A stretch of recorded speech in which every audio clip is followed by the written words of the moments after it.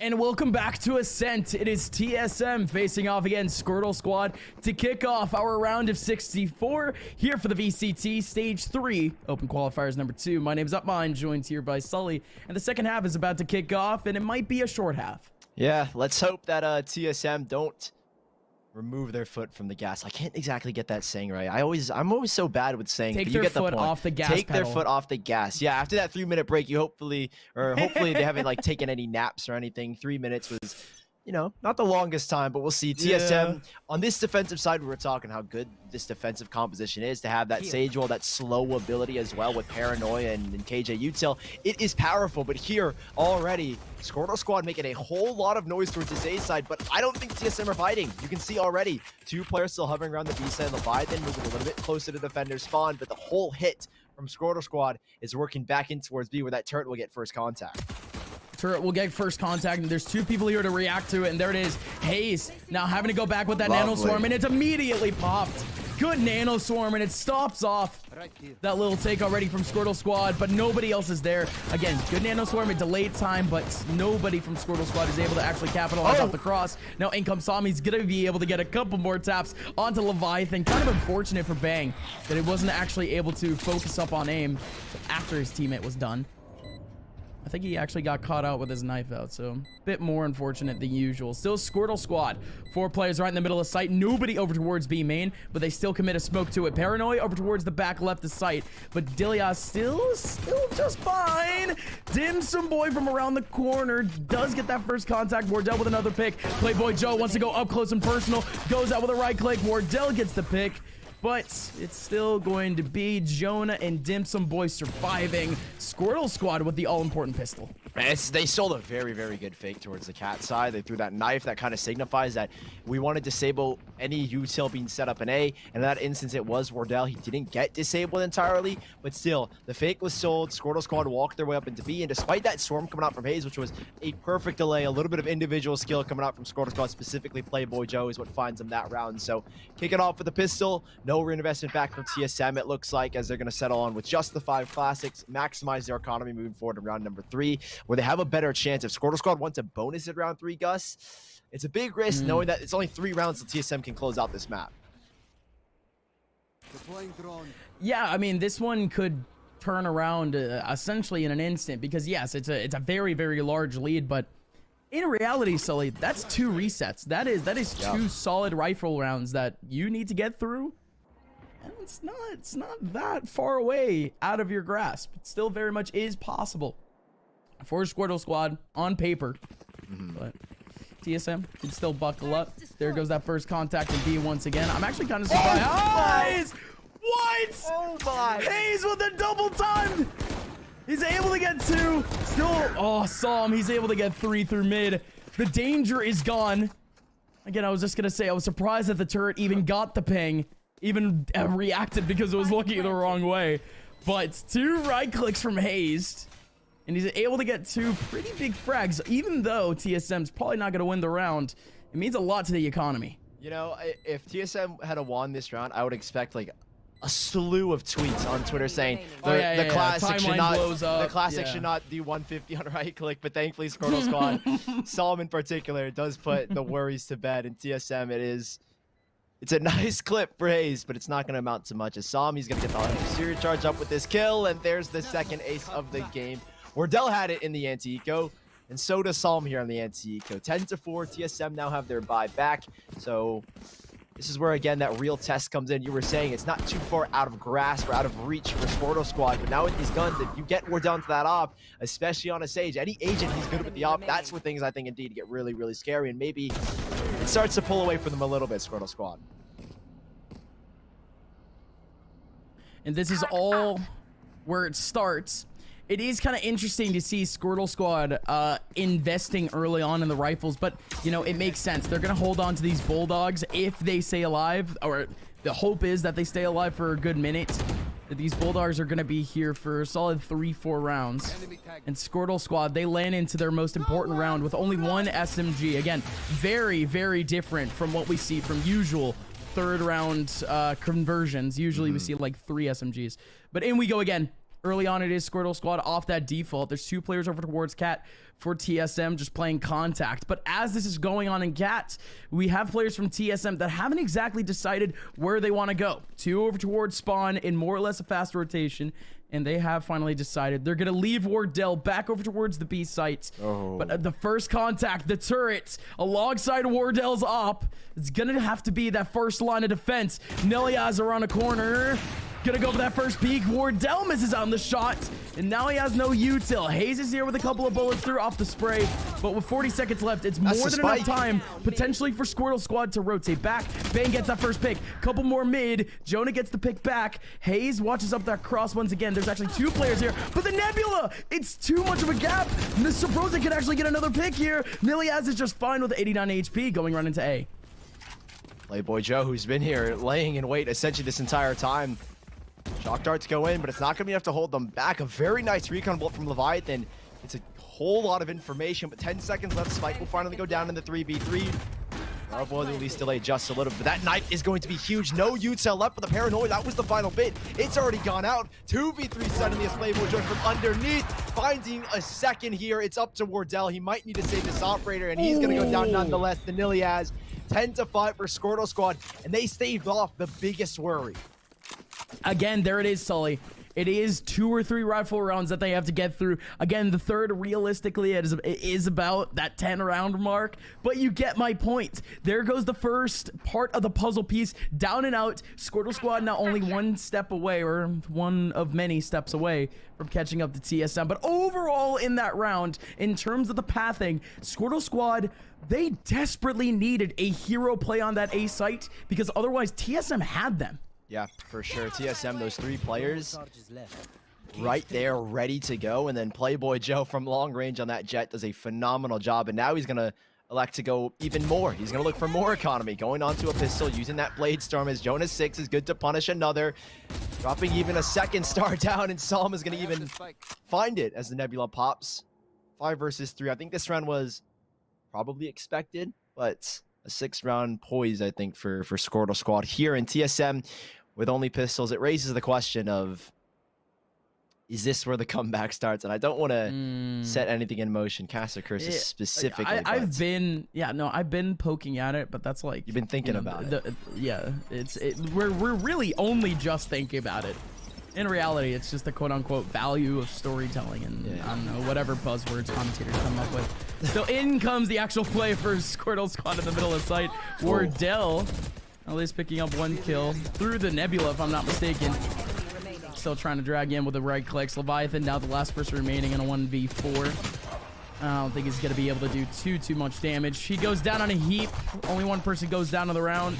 Ultis aren't exactly developed for Squirtle Squad yet, which for TSM, this could be their opening, as now they're back on rifles. Yeah, and I think Hayes has his Killjoy lockdown, or is at least very close to completion. That might have been Wardell that I saw. No, Hayes and Wardell both have the 2 major ultimates. So looking at it already, it looks like there's a setup in towards the A side with the alarm bot to ensure that they can hold on to guard and allow that lockdown to go in. And Wardell, it's there you go. There you go. Now he's on top of the barrels. And this is a very unexpected angle purely because of there's no one that can boost up in these high positions. And Wardell being up here, it's a very big off angle. Oh, Wardell gonna be able to get one finally, but it is Niliaz who can get picked up, and indeed is getting picked up. Leviathan with the first pick has to aim back over towards stairs, through the smoke, through the nebula. Wardell goes down to Psalm, so now it's still that 3-on-3. Squirtle Squad, in theory, they have sight, but TSM, they've rotated very quickly. Playboy Joe now down to 6 HP. He's going to be able to get one. Des is away over towards Logs, but Sabrosa gets the kill back, and Niliaz has to go for the spray transfer to potentially stop the 11th, but the 11th is more than on its way. TSM still able to hold it down. Again, I just like the idea of pulling out off angles, you know, especially in a must-win round. Cheese strats is something that we're seeing a lot more in Valorant recently, like just the one-off type plays. Exactly. And especially when used in moderacy, not bad. Yeah, we saw it from Wardell in the last half where he had a boost up onto the hut outside of B main, popped the wall, went for a cat punch. He didn't get anything, but it's just such an unexpected angle, knowing that, okay, Wardell's not on Jet. There's no way he can boost himself up into those boost locations, but he's still able to do it with a little bit of help from Leviathan in that round. So TSM putting a little bit of the worries away that we had about possibly a comeback brewing, but Squirtle Squad, they will still have the full buy back. The only ultimate online being that Cosmic Divide, and if it is set for this execution, I'd imagine that it's going to be a fake, seeing how the spike is still leaning, but Bang is so far up here. He's going to get this intel. If he can take down Niliaz, it's a huge kill to Pocket as it disables one of their main initiators. And there it is. Bang taking down Niliaz. So, at least in terms of take potential, Squirtle Squad is a little bit less for wear. That's all it is, really. Less. Still have a Cosmic Divide, and they are now starting to step right into the A site. Nebula over in Cat. It's going to be a second Nebula, if I'm not mistaken, to try to recover that up. And, well, the retake from TSM, it starts a bit early. The spike hasn't even gone down. The spike is nowhere close to site, Sully. This A site is down and out. It's locked down. And now Squirtle Squad, they actually do want to reapproach. TSM, they're doing a really good job at the moment, still redistributing their players, but keeping an eye on the A site. Squirtle Squad, they're back. Yeah, here they are. They're cutting noise, and this is perfect. Wardell has got to be mindful because that wall towards the mid side is fading, and he's like, okay, they could be right behind this, but they're not. Time is of the essence. Cosmic Divide to make the re-exit. It doesn't matter if Jonah has 2 or so 3 stars left. He can use this as gravels and Nova Pulses, and here they come. Cosmic Divide goes out. Haze stuck underneath the heavens. Sabrosa pushing on through. It's a huge spam, and somehow, someway, TSM are putting up one hell of a defense here in a 3v2. 5 seconds for. There's just no time, and Jonah is 6. No matter how many kills he can find, it's going to be a round win for TSM, and they find themselves on map point here in Ascent. So rough for Squirtle Squad once again. They go down early. They fail their exec, but they still had a second chance. And of course, you can always give somebody a second chance, especially if you even have the balls to reapproach a site that was locked down. But man, turret out. May have been a decent effort, but now Squirtle Squad, not exactly the worst situation. They still have the rifles back. Their util is actually full. I didn't expect these players' utils to be full, but then again, they haven't really bought in a while. But again, not a great scenario for Squirtle Squad off the last round, but they have an opportunity to essentially forget what happened. Oh, Leviathan. The first time I'm going to say this is Odin hasn't been able to find a kill off a crazy spam, but it does do a little bit of damage onto Solomon, so him only being one off the Hunter's Fury, if you're able to remove him very, very quickly, especially for a post-plan situation, it makes things a little bit easier on the side of TSM, but it's slow and steady again from Squirtle Squad, whereas aside, TSM, they've decided to move that operator from Wardell in towards Garden, where the wall early on has gone up. He's peeking over it just a little bit, but Squirtle Squad, what is this crazy spam from Leviathan that we're going to see? No way. I'm waiting. I think the alarm bot will trigger. Nanostorm pops. It forces them into him. And if it works, I will be amazed. But Squirtle Squad there, they're not even going to give him the chance. No, well, they still could. They're still around mid. I'm super interested. Yes, there it is. They're going mid. Leviathan, get ready. No, I thought he had a cool lineup or something. He was just chilling. Out goes Hayes. He's going to be able to get one. Trying to hold down the line is Bang. Bang gets another one. Now the rest of Squirtle Squad, they are funneling their way into the B site where it is all TSM. Yet another kill for Bang. And a last one from Wardell to stamp through map number 1. TSM with the lead. You know, I for sure thought Leviathan had something, but I think in his mind, he's like, okay, I'm a little bit too late to the party. There's no point in spamming. But hey, TSM, they did not show up late at all. Like I've been saying, they were a little sluggish yesterday to kick things up. But here, they woke up, and they woke up on time. They were coming with the heat, 13-6. TSM, everybody looked very, very good in that first map. Yeah, it was just an overall really good game from TSM. I don't think we saw any players with any spots that they were lacking on the defense, and that's really all that mattered. I mean, Squirtle squad, they had a very sporadic offense in terms of actual timing for takes. So at that point, most of the players from TSM, they just had to focus on their first initial contact, and that was it throughout that first game. Otherwise, still decent efforts, but Ascent is a TSM map at this point. They look really good. Yeah, and that being their map pick as well. So if we have to go to that third map, we've always been theorizing that's going to be super close. And we honestly, at least in my mind, it is a real possibility knowing that Icebox is coming up next. And that's a map that TSM simply haven't touched at all, Gus. No, Icebox is not... It's not exactly something that you imagine TSM in the same sentence, so it's still going to be possible for Squirtle squad going forward, but I'm still thinking about Haven and how close that is going to be statistically. Folks, it still very much is a packed best of 3, but if you guys want to catch up with any of the VCT as we're here in the break, there are 5 other streams for you to be watching. You guys can go catch that. I think it's Nerd Street A all the way through D, so if you guys want to change that URL and switch between the maps, you guys can do so. Otherwise, we will be back with map number 2 between TSM and Squirtle squad in just a little bit. I'll just say straight up that people that think that we're playing or not playing tactically and we're just holding W, that's like bullshit, because you're obviously not looking at like the little like fine print of how we play and the small details. You're just looking at surface level, like, oh, like gun go burr, shoot heads. Like I like really you have to really like look at what we do, how we react together as a team, and then you'll realize why we've had so much success that we've had. And that's like one thing people don't notice, and like a lot of people in the community just like, oh, these guys are just like outskilling everyone, that's why they're winning. No, that's not it.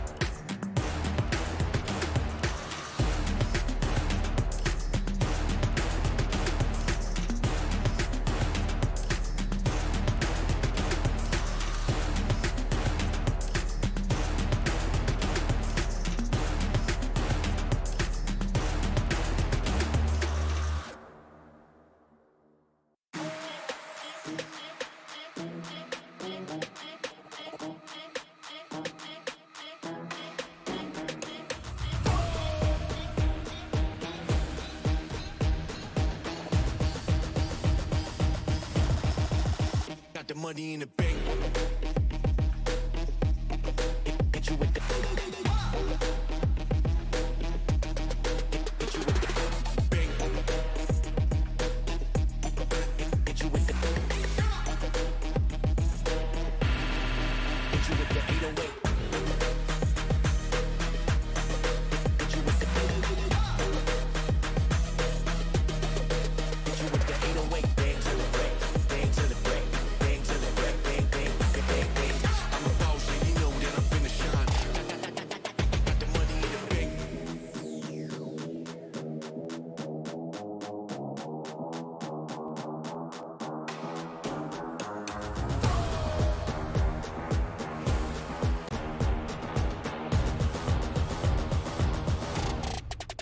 Got the money in the bank.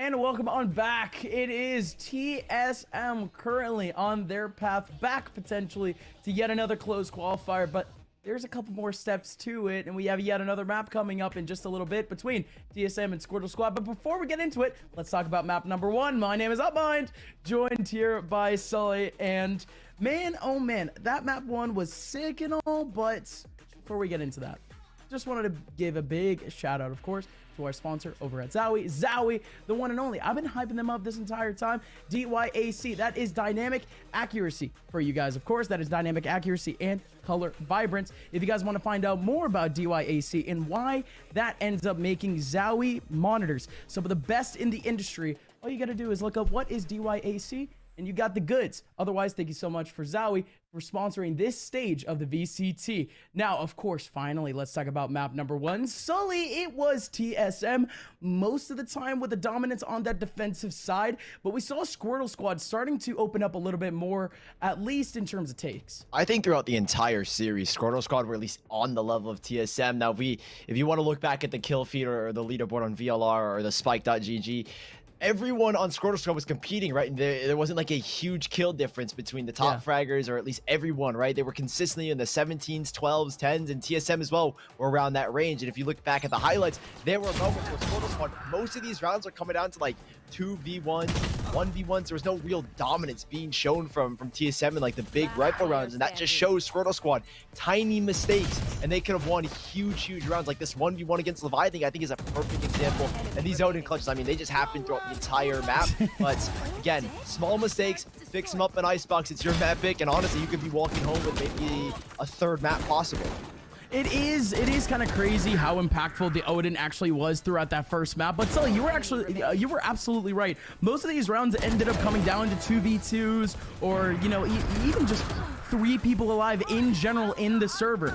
It's just that type of scenario where if you're Squirtle Squad and you're looking back on that first map, maybe there isn't too much stuff to change from it. Maybe you do just want to maintain the same sort of game plan that you have for yourself, because Ascent is just that type of map. You're gonna have a lot of those 50-50 type moments, and the 1v1s is kind of where Ascent thrives. But on Icebox, you need a little bit more team play, to say the least. Yeah, and on Icebox especially, that individual fragging is not going to come too much to the forefront, knowing how coordinated you really need to be with these executions. You need to be able to clear corners as a team, flash through, and get that space, especially for the side of Squirtle Squad, who we know at least right now are not going to be running a jet or a race to kind of dash into sights. Instead, have Arena instead. On the TSM side, the composition is a little bit unknown, so as we hop into our agent comp, I'm a little bit interested to see what TSM is going to be running with, what they're going to be going with, at least for this second map, seeing how they've never really played it. No, not at all. Yeah, TSM simply have not played Icebox throughout the last 2-3 months, so we kind of don't have any input. We don't have any idea on what the agent select is going to be like, so instead, let's just kind of talk about how Squirtle Squad might actually approach this, Sully. Squirtle Squad, I said it a little bit, how having the kind of that no lead duelist, right? That being like a Jet or a Raze diving in, and especially as you look at their agent comp, running a double controller with no Sage. This is the comp that 100 Thieves have been running for quite some time, Sageless, and I've always been a big advocate for having that Sage and allowing that wall to give you space on that B side or even that A side. So a little concern there, but TSM think they've got it. They have probably the most concrete composition, that being Jet, Sova, Viper, and Sage, and then that fifth flex being Sabrosa. Those additional flashes can be so useful, especially when off the rip with those 4 core agents of Jet, Sova, Viper, and Sage who have no flashes. So expect Sabrosa to help Wardell lead into fights using guiding lights and giving Wardell that opportunity to dash in and create that space. And one more thing about the Squirtle Squad comp is purely the fact that they are bringing in a Killjoy at the moment. I know that it is more reliant, of course, Dim Sum Boy in this lineup. It is kind of a big change.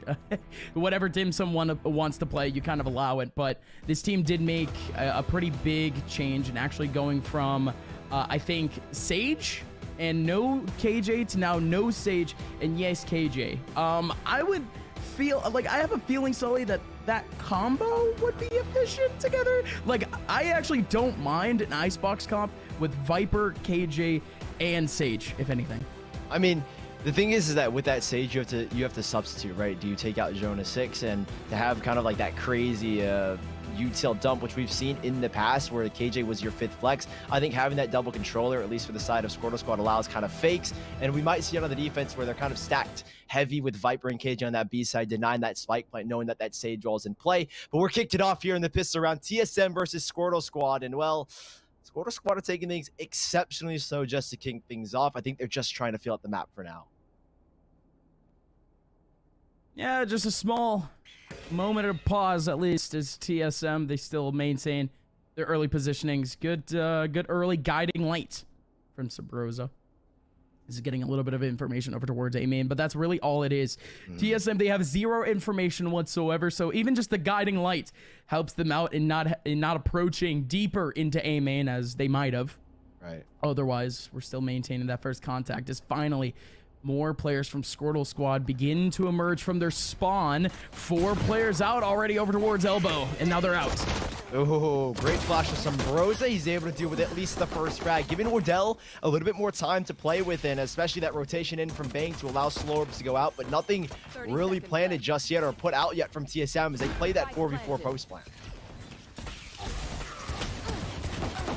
Oh, Leviathan alongside Wardell and Bang, all collecting up a couple of shots. There goes that one-way off the orb. Dim Sum Boy up close and personal, gonna be able to get one. Now it's a 1v3 now for Playboy Joe. He's only able to get one back. He's down to 7 HP, a fat gap with a wall now, and he can't exactly approach.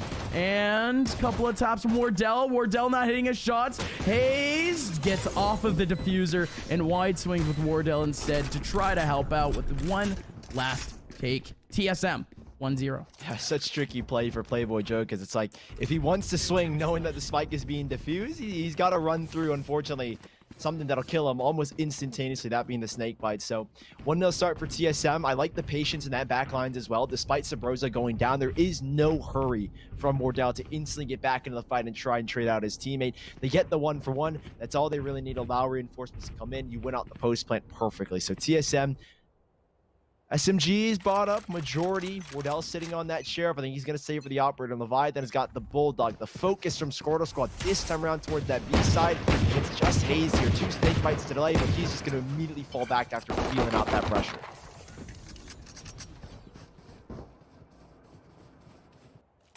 And it's that early pressure where Hayes has actually readjusted himself all the way back into Snowman. It is a very good angle off that wall, but there's only one angle that he can peek in. Niliaz might have actually spotted Hayes, potentially out of the corner of his eye. Don't think so. No. I did see a little bit of movement from Hayes. That could have potentially been a ping, but still nothing of the sort. Instead, it's going to be the rest of Squirtle Squad making their way into mid. Leviathan Again, off that first contact. This is super, super interesting for Squirtle Squad. They take up full control of B main, and they all double back over towards mid. In comes the actual take. Wall up to cover up the gap. The spike will be able to go down over towards the back of site. Hayes still holding it down. There's a second player right next to him. Finally, a plant from Jonas 6, essentially right in front of default. But mission accomplished, Sully. They have the plant. Yeah, and you can see the idea from Squirtle Squad. They're trying to get really aggressive to ensure the spike does go down, but unfortunately, they walk into their dooms, and yup, the finals. The last couple of players, the final players, Niliaz stuck in the back behind Banana, and well, he's going to go down as well. A 2-0 start for TSM, although Squirtle Squad getting that spike down against Dim Sum Boy and the majority of these players a little bit closer to that ult, and you're able to find kills in the orb as well towards B main. It's not the worst of rounds. You don't get maybe the economic damage you were looking for, seeing how Wardell being one of the players to go down. He only went in with a sheriff, so it's a strong start here for TSM, and Squirtle Squads, they maximize the most out of that round. Unfortunately, it isn't the most that they could have gotten, but it's at least something with that spike plan.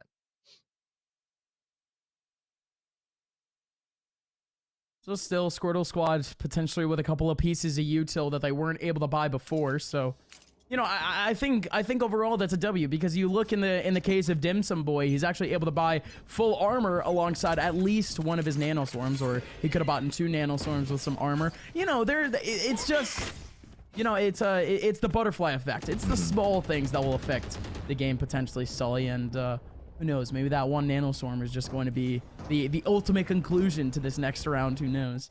But we are seeing a full rifle back, at least in the hands of Squirtle. Well, they are focusing up a little bit more over towards the mid side. It is hazed off that first contact in tunnels. Right. Immediately gets headshotted. Subrosa, this is amazing, though. And he has Wardell next to him. I was about to say, he needs a second person here to at least make it a little bit safer. But this certainly works. Smoke off, though. They can go back.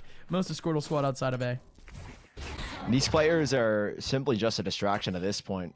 And seeing as well how Hayes was in the back of kitchen, the presence towards B main, it's a real possibility and a real threat. And you can see how passive Hayes is playing. He doesn't want to give up his life, but TSM, they started with 4 here on the A side, and suddenly it was just for a second only too, but Wardell doubling back. But even then, Squirtle Squad with 30 seconds left are not committed to A. The spike is still hovering behind them, and I'm not sure if this is a miscalculation, as already players revealed, and Banga's got a tiny gap in that wall and 25 seconds left. They are running it back to the B bomb set, where Hayes, again, playing super passive, is not going to look for an early fight. He's already used both the snake bites, so spike can essentially go down for free. Sure can, Hazed. Just have a bit of a lineup, and oh, there it is. I was so scared that he was actually going to do the lineup right into the middle of the site. Did? But there it is still. No, he did. Hayes did end up connecting on the wall bang. Instead, it is back with a sheriff. Squirtle Squad. It's all breaking apart at the seams. Psalm is now the last remaining on a 1v4. I don't think he has a lineup here, and I don't think he has space. 40 HP left. Best thing this man can do is save TSM with a golden start. Yeah, and TSM they were so fast to make that rotation, right? They understood what the play was, the spike. No one really advanced past like the front of A main. No one really pushed forward into elbow. No one pushed forward in front Jenny. They kind of just sat in the front of A main. You can see here with that wall going up, and Wardell, a beautiful flick onto Playboy Joe, and then an instant response from Bang to at least cover up that area. There's that clean shot from Hayes. It's a phenomenal start for TSM to get it off already, and this is a map that we said they haven't played too much yet. They are showing signs of major dominance early on, but Squirtle Squad, I think this round is going to be more or less the same in the terms of dominance. They've only got pistols with a very early guiding lights. Everyone's going to be blinded, and there is so much info to play off of. Okay, fastest take thus far of the game for Squirtle Squad. I don't think we've even seen a fast take over on the first map, but again, the fast take is done. They've already stopped a little bit. It has given a little bit more time potentially for Bang to rotate over. But now in comes the patience from Wardell. He waits up a little bit for more pixels to show up on his screen. And of course, he's able to aim better. There goes Psalm back though. 2 kills right in the middle of sight. Wardell has abandoned. So no defensive player here at all. There goes the plant. Psalm still looking out over towards the back of sight. He's still going to be able to get another kill on the Bang. Wardell through the orb, with a kill onto Psalm, equalizing things at a 2v2. Hayes with a 50-50 as the wall goes down. It's so unfortunate. Playboy Joe, you already know that he's kicking himself for that one, but he can still fight. It's a one-on-one with none other than Wardell and Playboy Joe. But Wardell, he could shut it down right here, right now. Just a singular one of his knives. He's not even diffusing. Whoa! Oh, Playboy Joe! You absolute legend! He's still able to take down Wardell with only 5 HP and a Spectre! Wardell just did not expect that kind of play, and this Red Bull clutch, especially for Playboy Joe, to maneuver around the backside pixels. That out shot to the left, I think it would have hit, and man, Playboy Joe, a single knife needed to connect. I think even a single right click from Wardell's classic would have won him that round, but unfortunately, every single knife he shoots out, completely missing the body, and TSM suddenly up 3-1. It could have been 4 right there, and it most certainly should have been. That dominance I was hinting at has suddenly faded away into obscurity. As immediately out there, Squirtle Squad have got a strong buy back into round number 5. All right. I like dramatics. It's the type of game that I like to sit down and watch, and Sully, I have a feeling that Squirtle Squad can at least make this a little bit more entertaining going forward. It is an early pick, though. A very, very good pick at that. As TSM, they haven't exactly approached deep B main really at all. Squirtle Squad, they haven't had first contacts in B too much anyways. So TSM, just good timing. Good approach. Still able to get that first kill. Still watch out for the Leviathan. As most of Squirtle Squad is over towards mid. I do like to set up over towards B, but Leviathan! Oh, brother, no way he even thought of that. What is Leviathan even going for nowadays? Yeah, it's such a perfectly cued execution as well, because Hayes is right there on the other side, I think right in front of Snowman, or in front of Kitchen, and it's perfect coming out from TSM. Recon bolt from Leviathan gives him a opportunity, and Wardell opportunity to farm back up for those knives that he unfortunately wasted in the last round. And while TSM, that's one way to bounce back from the eco round loss or a thrifty round. 4-1, immediately responding, resetting Squirtle Squad once again. TSM have lost no swagger in their performance after the eco. Yeah, and good thing you said it, Sully. They got reset again. This team only saved up 1 rifle from that last round, and yeah, no, I love that entire play, man. Again, I talked about Leviathan, and now I legitimately have no clue where Leviathan can get kills next. Like, even if Leviathan gets a kill within, like, maybe 2 seconds or, like, 1 second of us pausing this game, I still have no clue how Leviathan can get some of these kills. Wallbangs are cool and all, but here we go again. It doesn't exactly need to be too saucy. It is Wardell early on with an approach deep into A main. You still have Niliaz. Has he been spotted by the yellow drone? Yeah, he has. Niliaz, yes, he has. Smoke over towards the mid side. It could be Squirtle Squad with another mid take. Gotta love that counter from Hayes. He tosses the orb, seeing the dark cover go down, and he knows that no one's gonna pressure into that. And ooh, decent swing back from Playboy Joe, but Wardell alongside now Leviathan are very, very prepared to take these fights, and Wardell trying to flag onto another, but Jonah 6, he's not going to be able to find much. Leviathan there to clean things up. A very nice, simple round from TSM, but on the other side, you look at Squirtle Squad, 4 ultimates ready and raring to go for this next round where they will have the full buyback. By the way, for those that haven't been watching, like, Psalm recently, because it has been a while, Sully, since I've even commentated or heard of Psalm in competitive play. He has been grinding with Squirtle Squad throughout the last few months. But, you know, funnily enough, we were talking about this earlier. He's no longer a duelist. He has completely committed himself to Sova. Is that purely because of, like, a team need, or is now Psalm just kind of feeling out the Sova more? I think it's a little hard to tell because he has been finding pretty crazy impact. And likewise with Leviathan, a nice couple of shots. It's more of a testament to how skilled these other 2 players, Playboy Joe and Niliaz in particular, can be, right? We saw Playboy Joe on that jet.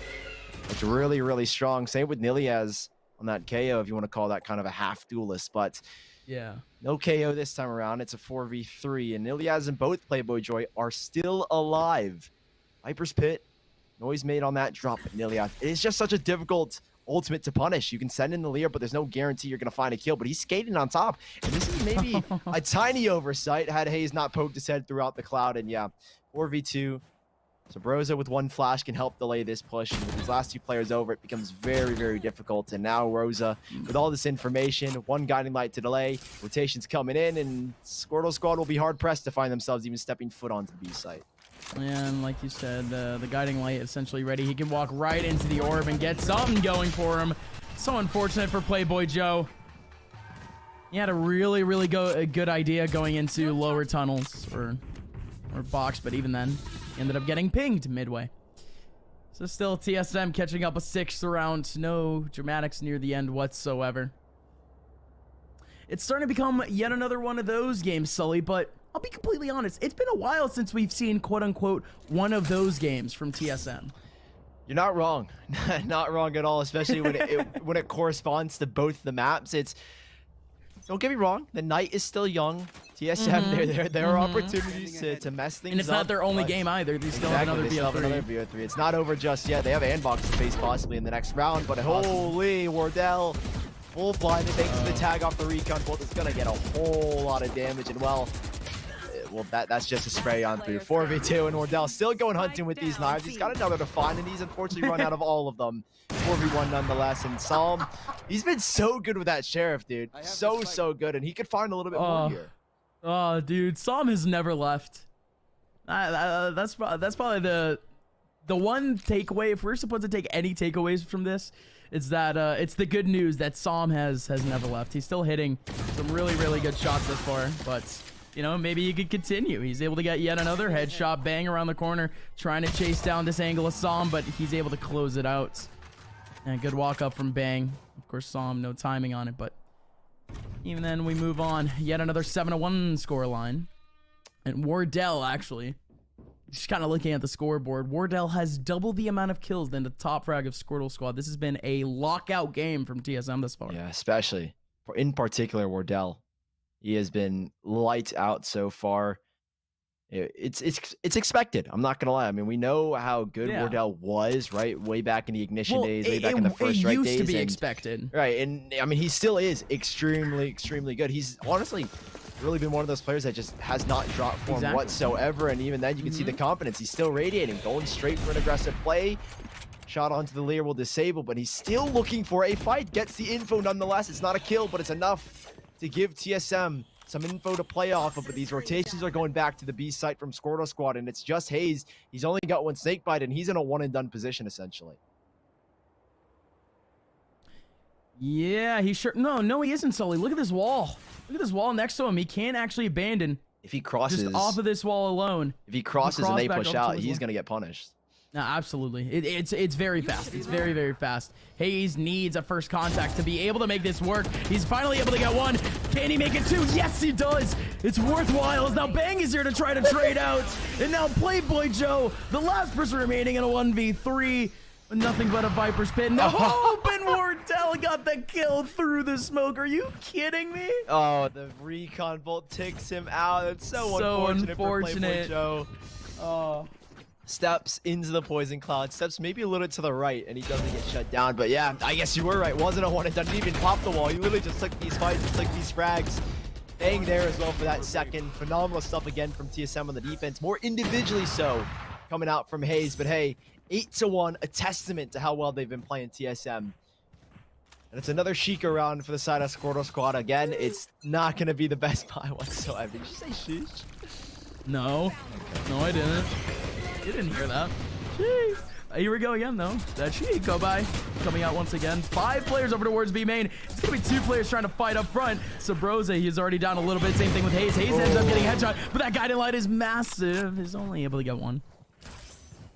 So 3v3 as things start to reset.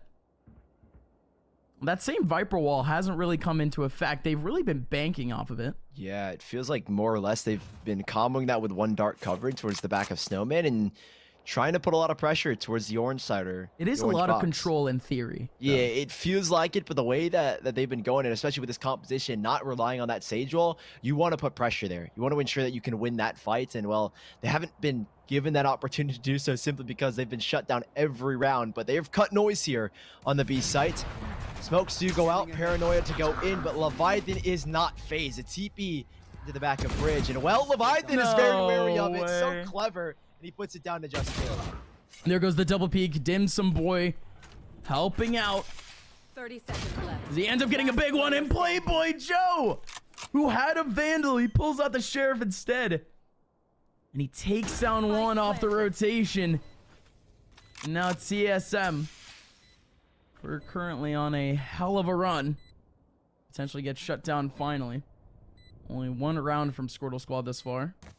Let's see if he can get extended. Bang currently has 2 slow orbs and a bit of a heal. He even has a revive, Sully. So if anything, he can get a 1 kill here. Potentially go on a run.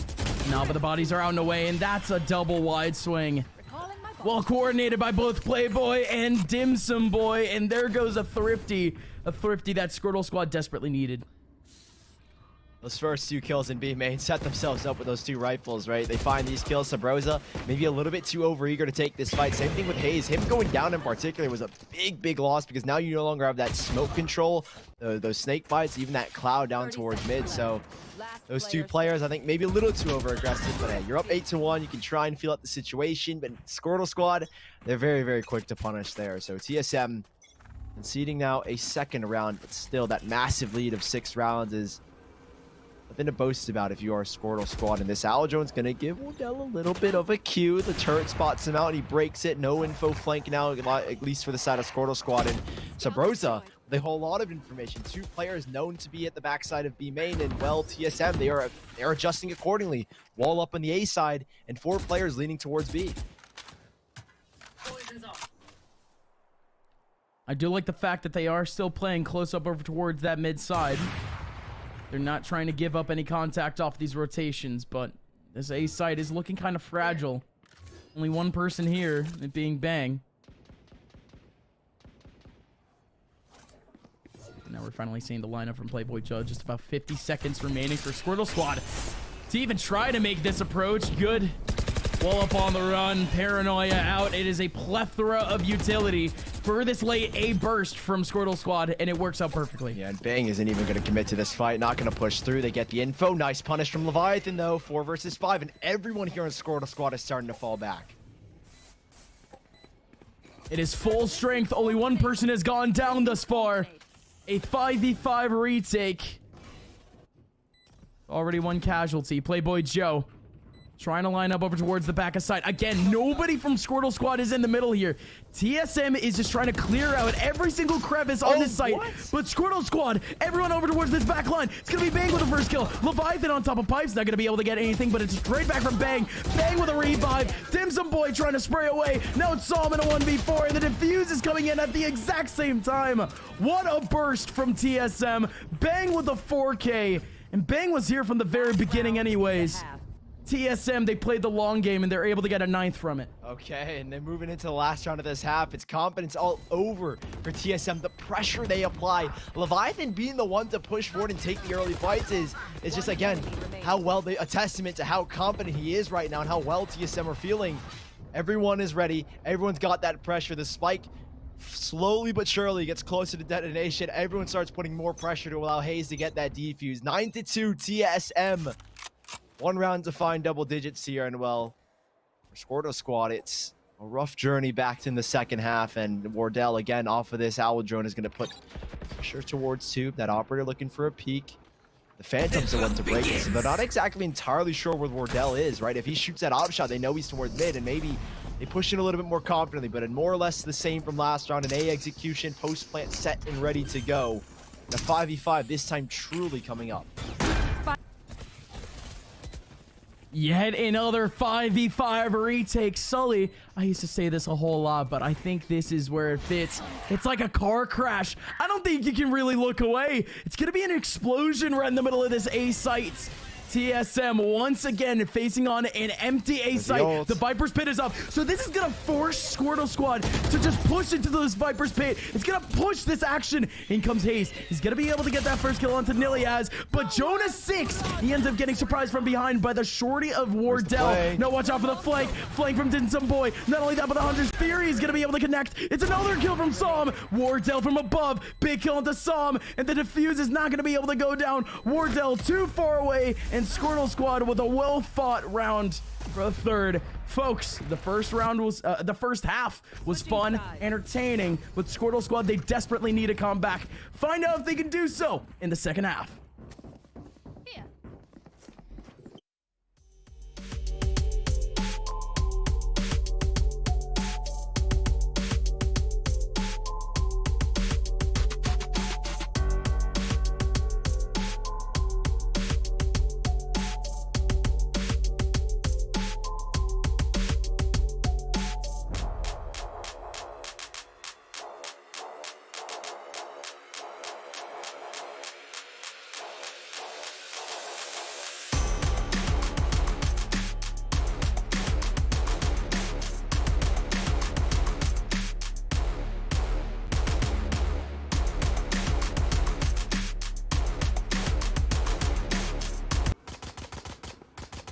Hey, no break. Welcome on back, folks. It is TSM facing off against Squirtle Squad, and it's the second half. Starting off real quick. Already a couple of seconds in, it was merely TSM making a slower approach back over towards A main, but no kills thus far. My name is Upmind, by the way, joined here by Sullivan.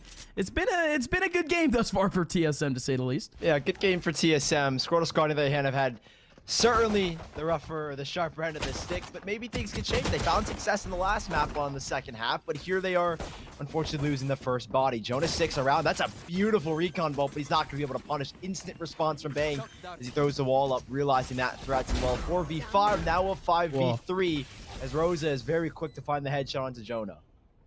Big from Broza, but still the rest of Squirtle Squad getting closer and closer towards site. What is Playboy Joe doing? I think he got picked out over in mid. Now he's trying to back away. Saw him going big. Saw him able to get two out of nowhere.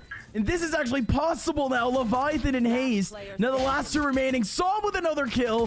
Very low HP on pretty much everyone. Hayes now in a firing range. Gonna be able to get two. Make it a third. The Red Bull clutch firmly under Hayes' belt. That is outrageous from Hayes. 3 players essentially all giving 1v1s. That snake bite, I think, at least prevented the player on the spike, or at least trying to get to the spike. That being Playboy Joy to take that fight, and well, one person falls away. Hayes takes that fight. That second shot is so clean.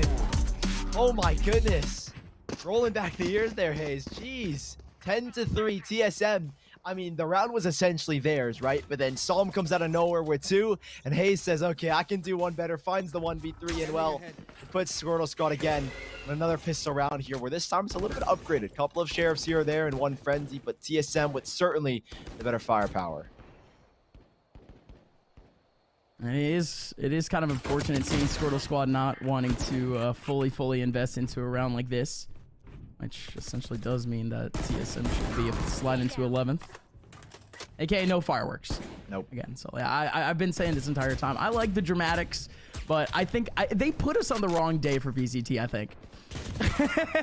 These days, dude, I don't think my hype levels can get too crazy here, because look at this. It's too easy for players like Wardell dash up from behind onto Nilias. But hey, let's actually see what Squirtle Squad can continue to do. They still have the rifle round coming up after, but Dim Sum Boy, more importantly, Sully, in terms of the actual mission, we're looking for a couple of exits here, make the economy possible, because it's the same idea as that first map. Oh, that's you get a couple of picks, you make the economy worth it, but a 145 headshot with a sheriff. That sucks. is brutal. What a 180 from Wardell. And now we're back. Now we have the entertainment. Rifles are back in the hands of Squirtle Squad, and I do actually want to see how this defense actually shapes up. Same thing with TSM, because again, this is the first time that we're actually seeing the attacking side of TSM on this map ever, essentially. And it's unfortunate that we only get, like, what? That's how you survive. 3 rounds, possibly? Maybe. Right? Possibly only 3 rounds. And looking at it, they force up 2 rifles. Phantom for Rosa. Leviathan's got the Vandal, and he's going to use the Aldrin to clear out the early B main. They'll get a lot of pressure. Nilias, very good positioning to find the first, and that's removed the main smoker. So now things get a little bit more dicey. Bang does have that wall to allow the spike plant, but Playboy Joe, they're walking through, and he's good for 1. Nanostorm to pop as well to give him a little bit more space. He is managing this pressure phenomenally. Teammates coming to his side to help him out here as well. And the next thing you know, TSM have fallen again, 2 versus 5. And both players corralled into B main with flanks imminent. And sometimes, Sully, it is not the frags that gets me entertained, and it is simply the utility. It is textbook utility here on the B site. The combination between the Viper and the KJ is so efficient. You have what was Playboy Joe just playing contact over in Yellow Box, but again, he's just playing contact. Yes, he was going for a couple of kills, but you have a Nano Swarm and an alarm bot right next to him. Yellow Box is shut down. Squirtle Squad can stay here forever if they want to, and indeed they are going to. TSM now have 2 more players remaining over towards this back line, and it's super tough for them to get through. Finally, Wardell is able to get in. Still alarm botted out. Now he's a little bit vulnerable, but the dash does help. Leviathan tries to go for a bit of a peek, but it's actually a kill back for him. So not exactly a bad move, but again, that Viper wall essentially plugging away everyone else from Squirtle Squad. They're able to escape. 10 Wardell seconds has no entry. All 4 players are here. Spike is still here. Wardell is looking for something cheesy, and not even at the last second he's gonna go for the Spike plant. He's gonna stick to the Phantom in his hands. It's gonna be another run for Squirtle Squad. At least they've put up the 4th here. TSM was basically just their bonus. I think only 1 rifle was forced up in that round. Niliaz comes up big with that first pick. Again, like you were talking about earlier, textbook. Swarm gets popped. The alarm bot didn't even go off initially, so to have that in that post area where Wardell is all alone, or at least when they're trying to make that late execution, helps out tremendously. And here we see again, Squirtle Squad pairing up both KJ and Viper towards his B side. This time, no support util, at least from Dim Sum Boy to help Playboy Joe, but utilizing the lower bot towards mid. It's going to get broken instantly. TSM up in the hands of Wardell as he takes it towards top 2, but turret there ready for a response. So his shot is going to give away where his positioning is, and not too sure if they're wanting to punish, and it does look like it. Possibly Dim Sum Boy in very close proximity.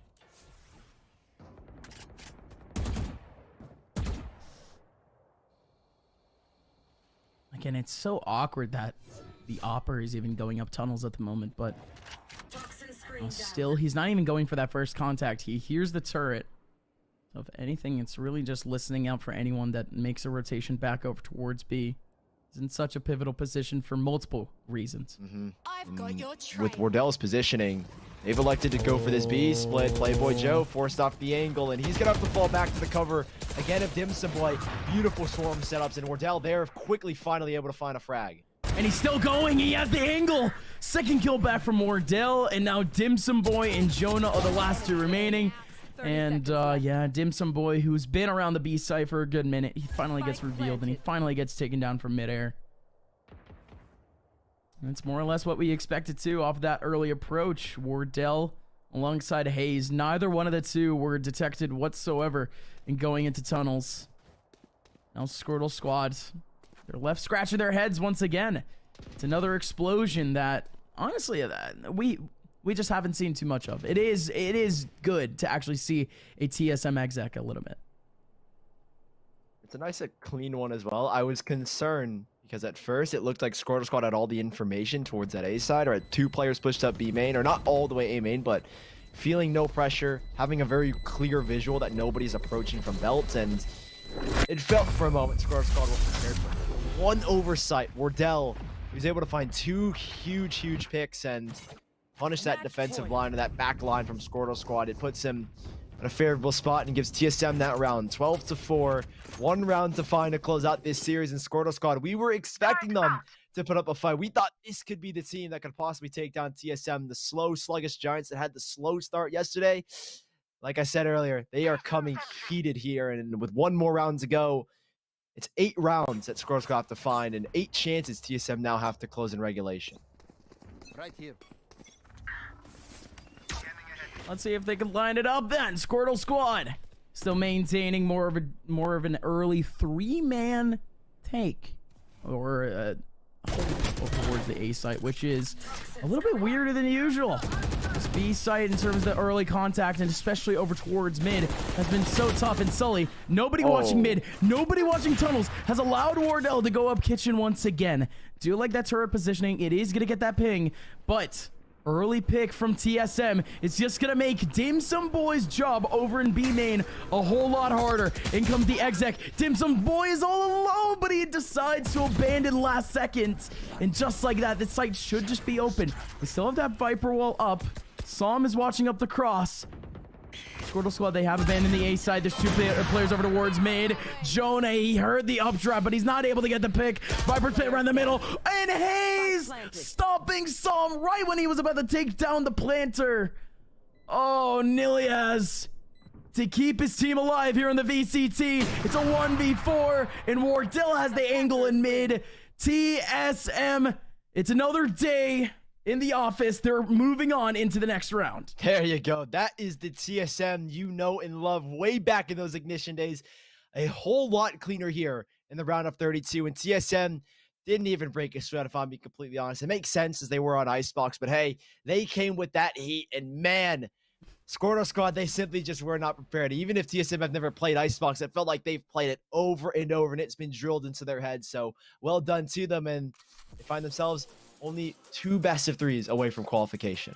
Only 2 BO3s away, only, right? But it's very, very long road to go because like even in some of the matchups that are seeded to happen in this next round, they're so difficult. Dude, we might get Immortals versus FaZe in this next round. So for TSM, it's just, yes, it's a long way away, but TSM usually has dropped out in the last round of the open qualifier. It's just what they do, Sully. It's just what TSM has been accustomed to in the last few months.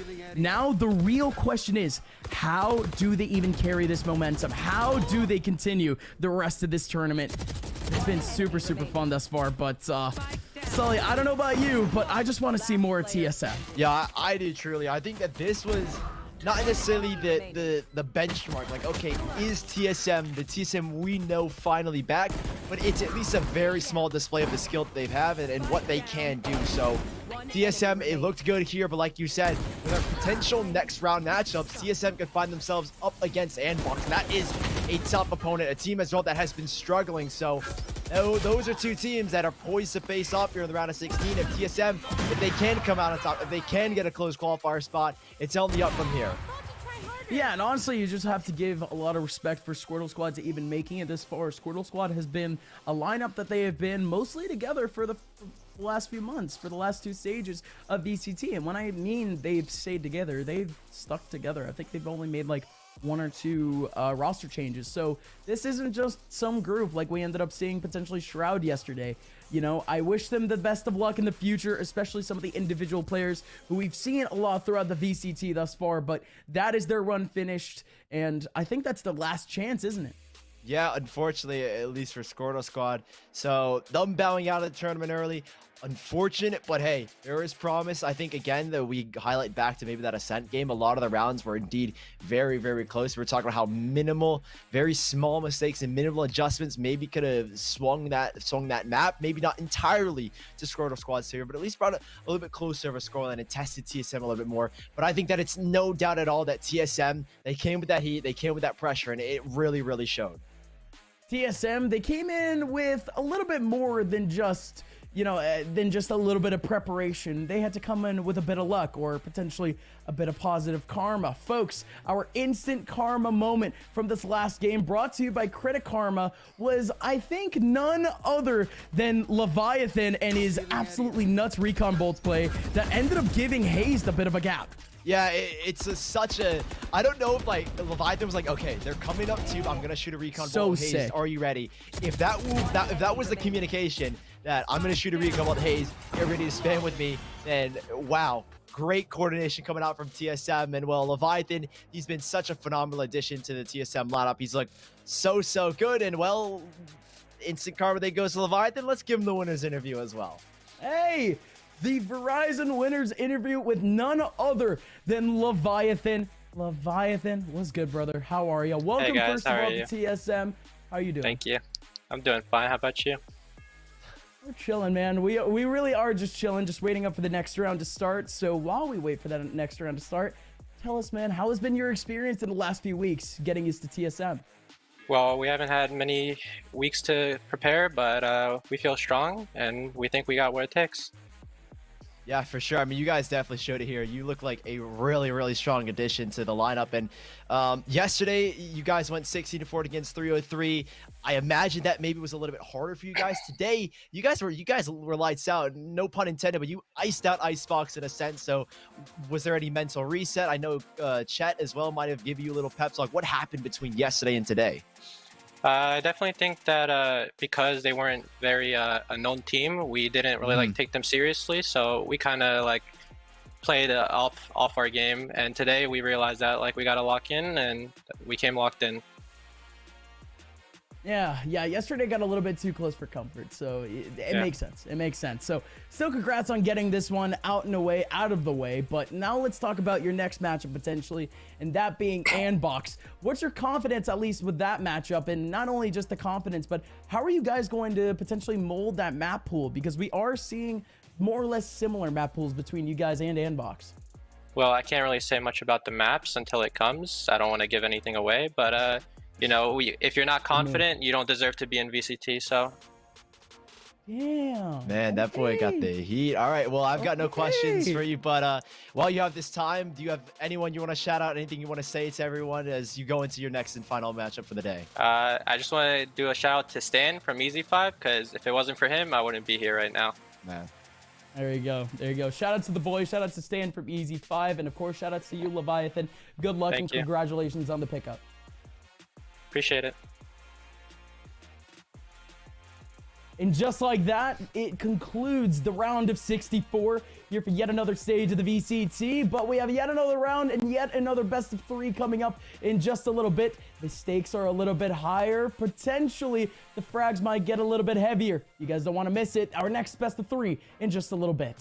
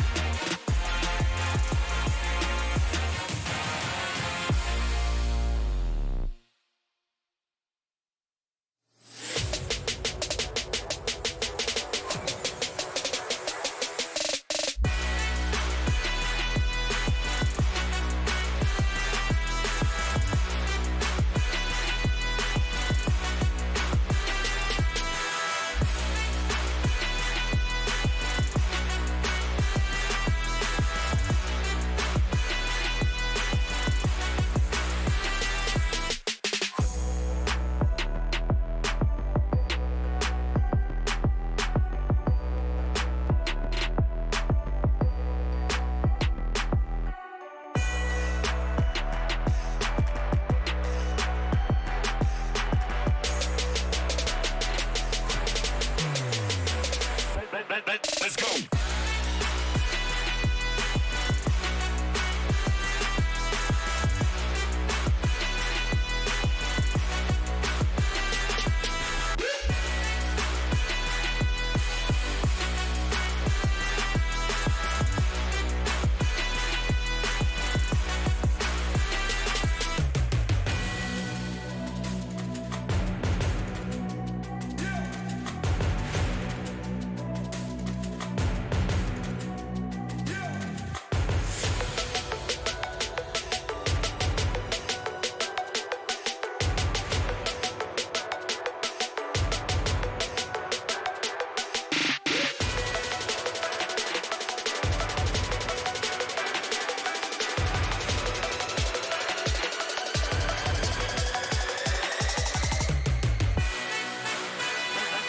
Let's go.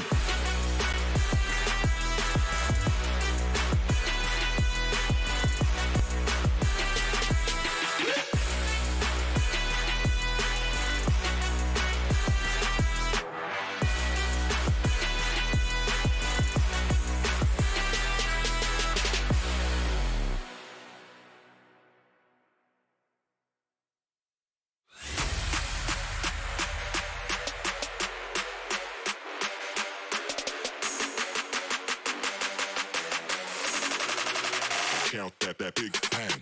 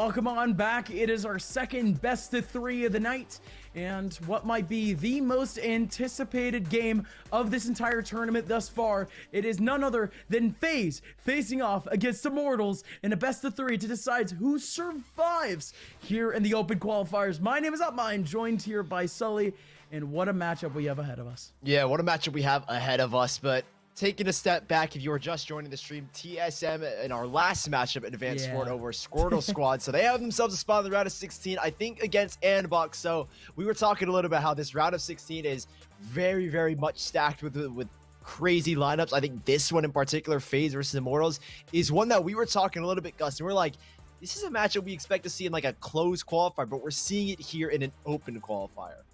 Yeah, I personally can't believe it. I would have totally been fine with seeing this on Saturday or Sunday, but the fact that these two were even seeded to face off against each other this early on in the bracket, this has to say something about what is either one of these two teams in terms of their current standing in the community, because I think no matter what, these two should be seeded top 5, top 6. They should be facing each other in that last round, but we're getting it now.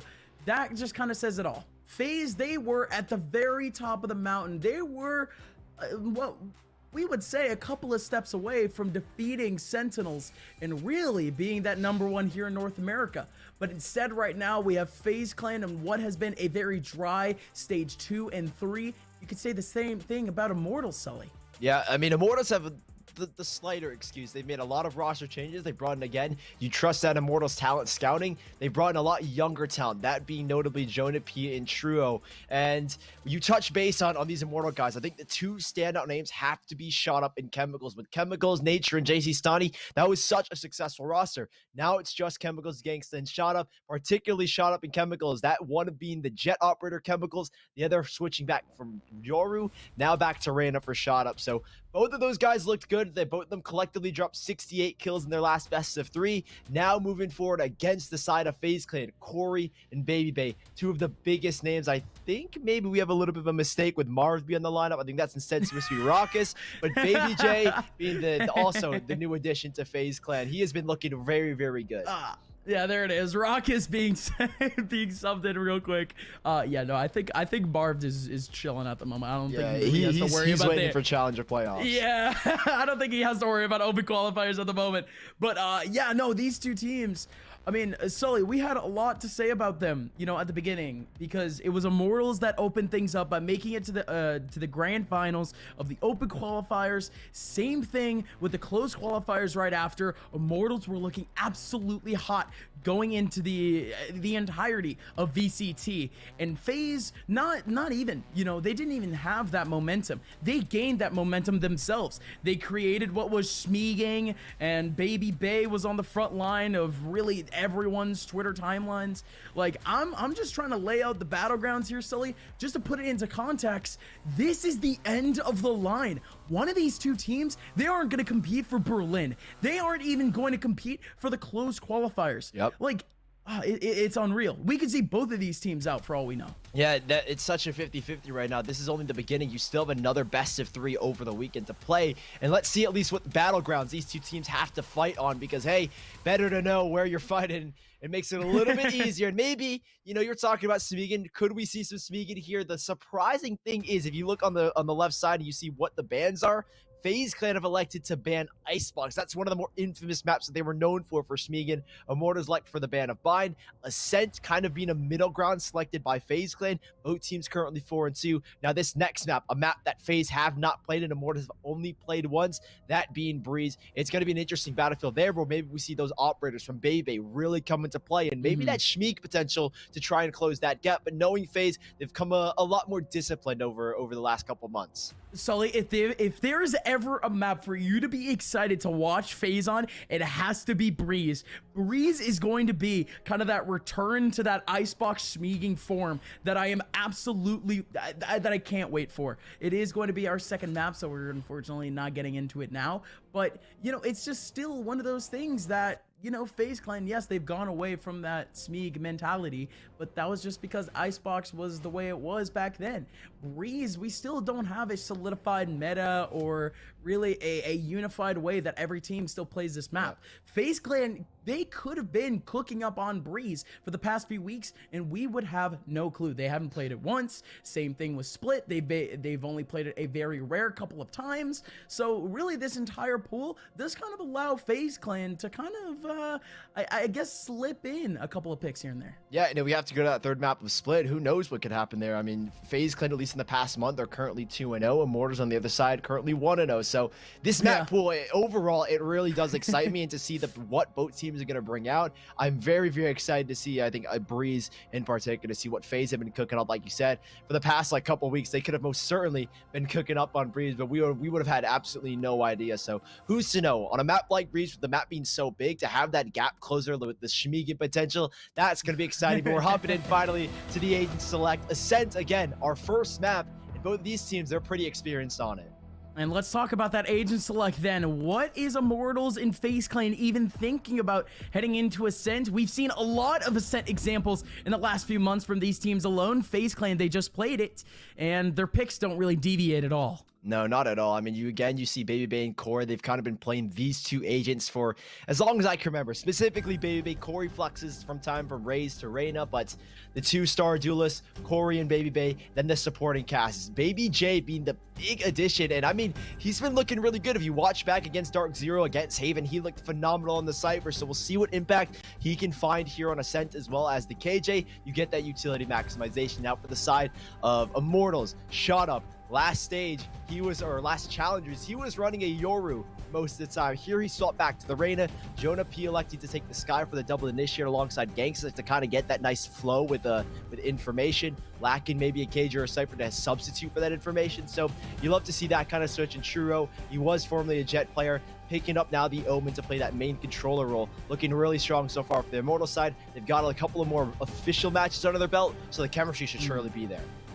Yeah, and Immortals, they just talking about their comp real quick. They haven't changed too much. Jonah P, he has been getting really comfortable on Sky, period. So they have actually integrated that into Ascent recently, and it was just in this tournament that we've seen Sky come out for the first time. And other big difference is actually they have abandoned the idea of carrying a KJ on this map, but they still continue with the Jet. Again, it's not the utility isn't exactly as cutthroat early on sites, but we could still see the fireworks that we so desperately want out of a game between FaZe Clan and Immortals. Two Goliaths in our community. Let's see what happens here, Sully. It's map number 1 going down. And already you can see the fireworks starting to engage. Immortals have gone for a 4-man peak down towards the mid side, and with all of that going on, Corey has on a very small moment to slip through the gap into A. Chemicals is able to find a frag here on the B bomb side onto Zachary, but BabyBay is what remains. Recon Bolt takes him out, and he's gonna fall as well. But in the meantime, Spike has been planted, and I talked about Baby J. Well, he's got it literally all to do at the moment. Uh-oh, he has the Ang. They're slowly looking at it, but now Baby J, with only 38 HP coming up from behind. You still gotta watch out for one player right in the middle of sight. It's gonna be Corey. Baby J finally coming up from behind, getting the kill. Raucus! No, he's here trying to help out Corey. Corey with a double spray down. Has to get another one on to Jonah P to make it work. But now Baby J, now the last person remaining in 1v2, has to break down the gate. And the gate is gone. FaZe, they dropped their first round. Yeah, very unfortunate for Baby J to be stuck behind that gate, and I think it was his own team that ended up closing it as well, so yeah, a little unfortunate there. But Immortals, they do end up finding that first round. It's a little bit more hard fought than you would have expected. Corey coming up big with that 2K, and while the idea very clearly there from FaZe, it's good recognition to see that, okay, 4 players are peeking towards the mid side, 3 especially coming from Arch are leaning towards the market side, and they immediately take up A as Corey's able to slip through, and unfortunately, him getting that 2K, not enough bullets to find the third. It gives Immortals the 1-0 lead. No buyback yet from FaZe, a light buy from Baby J and a Sheriff here for Corey, but the rest will find themselves with just Classic. Never mind, Baby Bay is going to last second buy up that Frenzy. Yeah, so it's at least something back for Baby Bay, but even then, the rest of Immortals, Going up on the SMGs. Wow, they actually do want to push Baby B just from around the corner. Free SMG back for Baby B and Baby J. Another pick over towards mid. And at the exact same time, it's actually Chemicals. Chemicals going to go for a pick. True going in for a double. Gangsta at the same time with another double for himself. And there out goes Chemicals that I mentioned before with the very last pick. But it's absolute chaos, Sully. FaZe Clan, they fully invested into that last round, and they only survived with 2 of their own pieces of firepower. Yeah, Immortals losing 3 players and a massive misplay, I think, from Gangsta to not spot that hour zone. It gives a huge opportunity for Baby A to find that first kill. Caused so much confusion because immediately Jonapi's like, I don't know where I got killed. You clear the smoke with the owl drone. and next thing you know, Baby Bay's got a Spectre. He's able to dash away and more kills to come. But at least Immortals, they do salvage that round. They're going to go for the full bonus here. No one really investing except for light armor and a couple of pistols for the 3 that ended up going down. And so FaZe Clan, with this full buy, it should be all theirs. But Baby J, I thought for sure had a lineup, but he's only able to manage 1. Ooh, still FaZe picking away from the mid side. It's unreal again that Immortals Enemy remaining. can't actually get anything done over in mid. It is, I mean, still going all out. It's a decent idea. It is the one-off type play that you expect, especially with mostly SMGs and pistols. You don't really expect wide swings like that for Rockets, though. Slick little headshot at the end. That is finally FaZe's first round. I don't think there's much to comment, as that round was essentially Immortals, but right, with just 3 pistols, they wanted to go for the full bonus. So I think they were kind of in the back of their minds, like, if we lose this round, it's not too big of a deal, knowing that we decided to full bonus nonetheless. One comment I have to say is, dude, Baby J, the coordination with the skin, as you can see, the red and black to coordinate with the FaZe logo. Love that from him, repping the FaZe pride. But full buy for both these sides finally. And Chemicals, he's got the outbeer. He had 30 kills in the last, and oh, dashing forward, he's gonna get punished because of it. Oh, and still one more player on the front line trying to help out his teammates. Gangsta, he was barely able to sweep up the ashes. He was only able to get 1, and it's only going to be 1. No, never mind. Gangsta with 2. He gets himself a second drive through the Nebula, and it's still a little bit of a transfer from FaZe over towards the middle of site. But again, job's not done. It's still a 3-on-3. Baby J with a first contact. It's actually the turret with a first contact technically, but Baby Bay still here, trying to help out off the Phantom. Still able to get another pick. Raucus with a shock dart lined up over towards heaven. Gangsta cannot find his target, and he's going to expend both of his shock darts for it. There they are. Gangsta pinged. Raucus, same thing. Still have Baby J over towards A main, and Gangsta, the only thing he can do really is just get pressured. Look at the lockdown going in at the same time. Gangsta, he's essentially out in the open with this type of lockdown. He's finally going to be able to ping out the guy over towards the right side. It is Raucus able to go away. Gangsta, him staying here for this long, we could see an exit or 2. No wide swing response. Oh, but there it is. The response from Baby J. He wide swings, gets the easy frag, and that is FaZe with a back-breaking second round. Yeah, tying things up now here, and that's gonna, like you said, break the back, or I guess in this case, break the economy. Such an unfortunate dash from Chemicals in that positioning. I mean, you can't really dash away because, I mean, you could dash away. You could very easily dash to the right, but I think he might have been. He might have been slammed into the wall. He might have been a little bit too far back, but hey. Stuff happens. You lose the op, you move on. It's early days still, so it's not gonna be the most punishing thing. But these pistols for Immortals, it should be easy, at least for the side of FaZe to punish. And yep, well, Baby Bay and Baby J both coordinating to find these kills. Baby Bay and Baby J finding the first 3. Okay, one does fall, but it's Jonah P who's not gonna be able to recover much, as he inevitably as well gets traded out. The new acquisition, SHROUD, he's gonna go down on a heap. Rookie, not exactly up to snuff yet, at least for that 1v1. He'll learn. Yeah, he's one of those guys that got picked up because of a Red Bull Campus clutch. Yeah. Funny you mention it too. We really did miss SHROUD this weekend, man. Team Canada, pretty good time actually. Even without SHROUD, the team was really able to kind of pull out on their own. They did make it to playoffs, to semifinals, which was really cool to watch. Sure, they could have actually won the championship, if anything, with SHROUD, but you know, is what it is. Immortals, they have a good young fragger in their lineup now.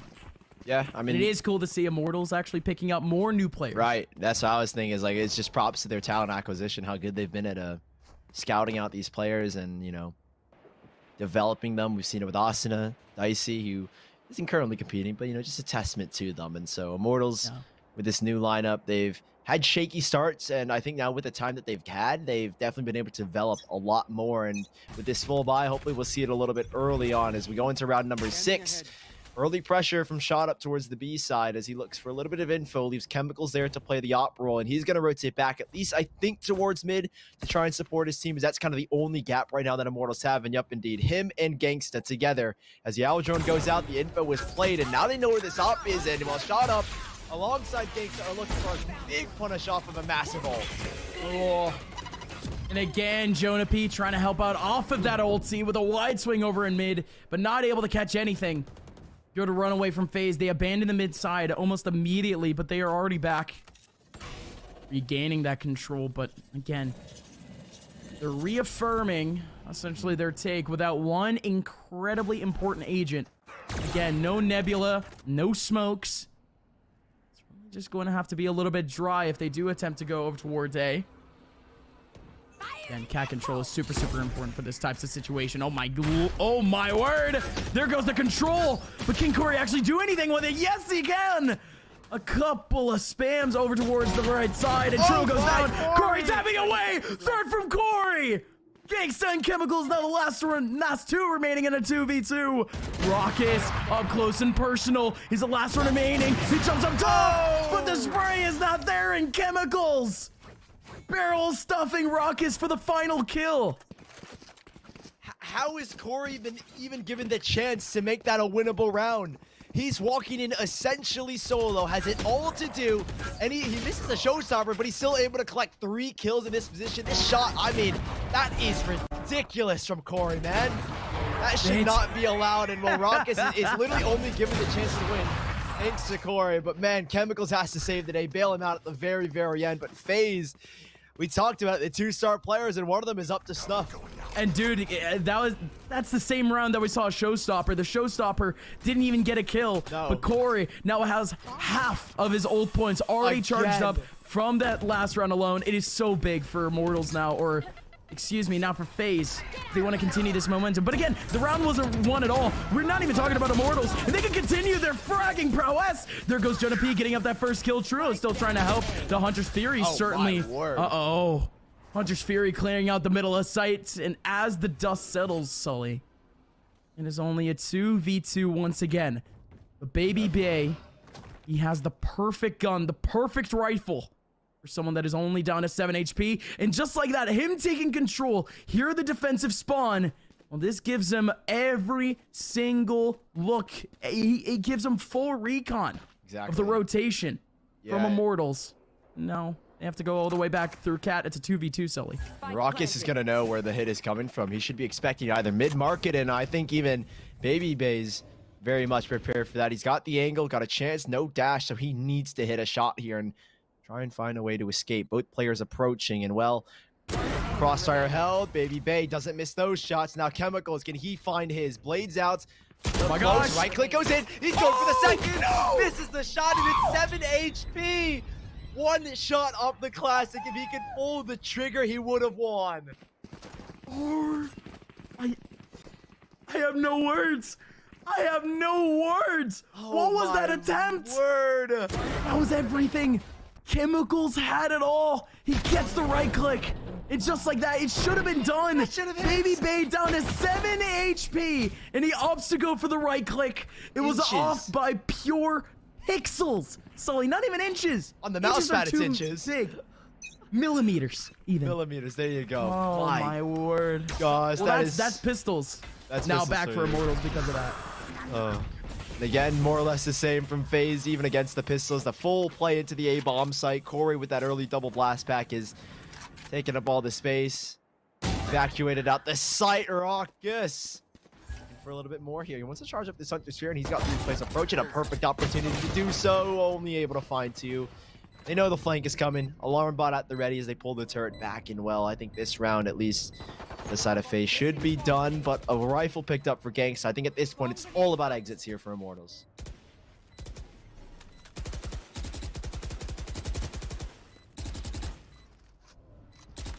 It's going to be purely that until FaZe actually do make any sort of moves to make their way out. Hey, Gangsta with a hero rifle. He's able to pick up 2. Yeah, not bad at all. We're still very early into the half, or just about the halfway mark of the half. So the quarter. Yeah, the quarter. The first quarter. Yeah. So, you know, not all that bad. So economic damage is important. In FaZe, with only 2 rifles, they're going to be able to carry that into the next round. Now, early approach, of course, is the big topic. Sully, I just want to talk. I just want to talk really about this game because, you know, I think Immortals and both FaZe, they have been in this really weird gray area in the last few months that we haven't exactly placed them in any sort of conversations. I'm actually running out of words to say about these 2 teams because it's been that long. Yeah, I mean, Immortals at least have recently kind of competed in Tier 2 tournaments, so that's where I was talking about that experience. And, well, again, you hope that it shows. Gangsta, good to at least find one. I don't know if they saw Corey rushing on in. Chemicals missing a critical shot, and, well, there's more to follow. Jonah P still looking here for something, and Chemicals, he's going to be able to get one, but there's still more to find. Holy Immortals. It's just Jonah P and Shot Up holding W back into B. They're actually able to clean up the last 4 kills. What just happened? Chemicals is nuts, first of all. That call out, whoever made the call out that there was a player market, saved that entire round because Chemicals was able to boot back into B site immediately off the communication. But otherwise, what a fast rotation from Immortals. Pure hustle. How do you even analyze the retake from Immortals? It wasn't even a retake. They got there before anyone stepped foot into the site. We need that replay like 5 times. I'm serious. Chemicals, he's going to do it again. He's getting aggressive, and he's got one again off the up. And look at this. Immortals, aggressive in that post win, or if you want to call it the retake. They're going again here towards A main. 3 players flash ready for Jonah P. And I think Trio might be looking for a deadly swing. Corey up top. We know how good he is here, but is he good to find a punish? No, he's not. Oh, if that was committed, if Corey had committed to the peak, he would have definitely got a kill there. Oh, but it's because of that Immortals has more space. It's Jonah P that has a buddy next to him. And it's the buddy system that could potentially work for a trade here in A main. Rock is now the last one remaining in the 1v4. He's going to be able to get 3! Oh, what a spray from Rockus! Rock is now in a 1v1. Pulls out the recon bolt. Chemicals is still over towards Cat. The Eldron's not going to be able to spot anything, but Rockus, he is on eggshells. Rock is still thinking about that mid-cross. And Chemicals, all he can do now is wait. Just about 35 seconds left.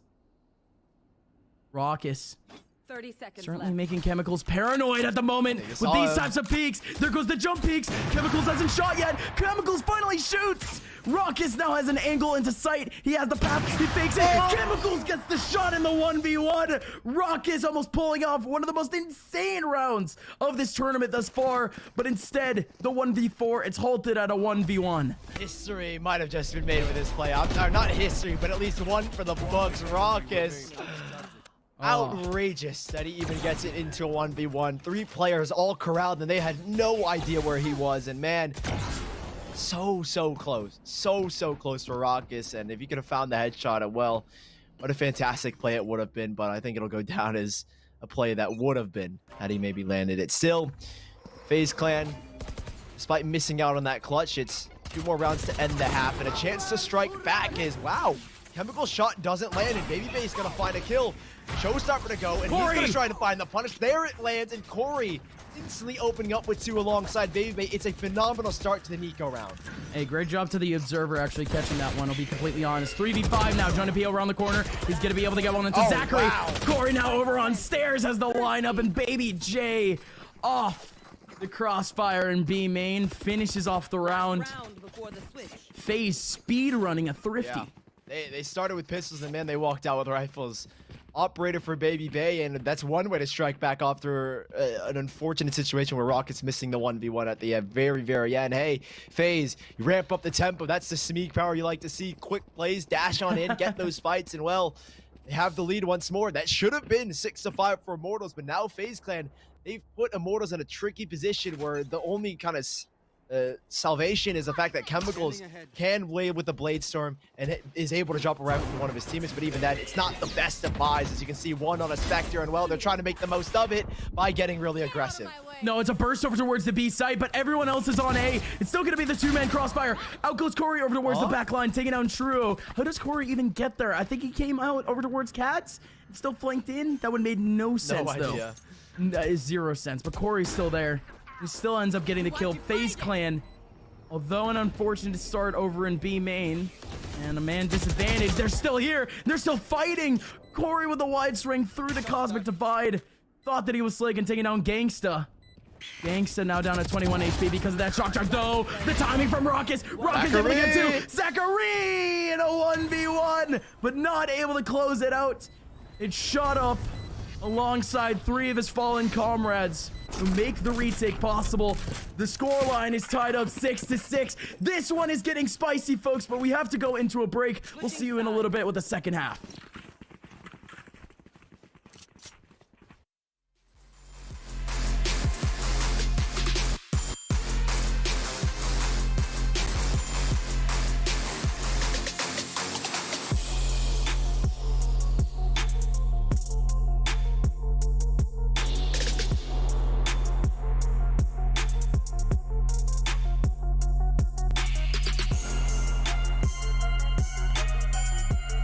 Peggy 18. Come on up. We got something for you. Banks, dealers, government, we sticking up all of them. If you is what you say you is, it should be easy.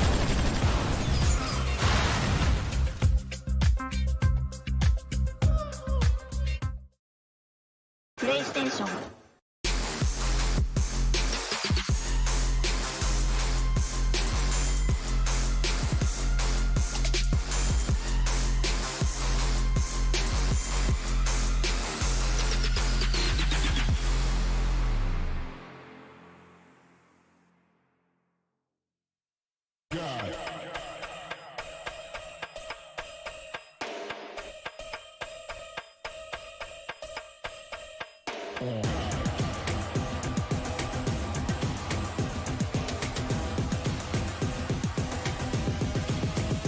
Show me what you got. Back that up, back that up. Back that up, back that up. Back that up, back that up. Back that up, back that up. Back that up, back that up. Back that up, back that up. Back that up, back that up. Back that up, back that up. Back that up, back that up. Back that up, back that up. Back that up, back that up. Back that up, back that up. Back that up, back that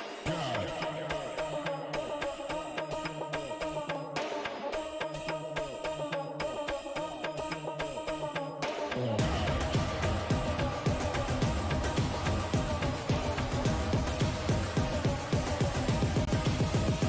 Show me what you got.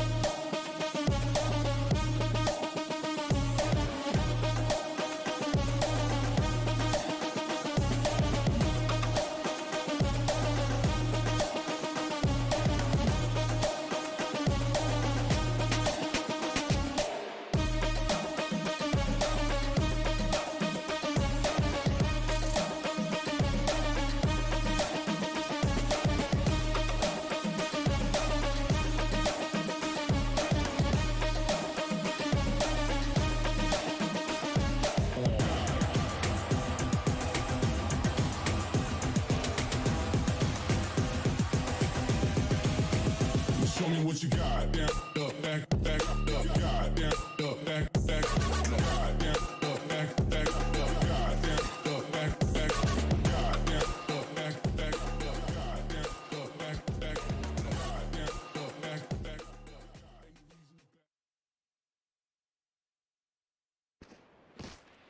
And welcome on back. It's the battle of the two Goliaths early on in the open qualifiers. It's do or die for both FaZe Clan and Immortals as they continue facing off here on Ascent. My name is Upmind, joined here by Sully, and we continue here with the second half. Yeah, and what a first half it was, and right off a break, right off of a break, right to attack on time. You know what's funny?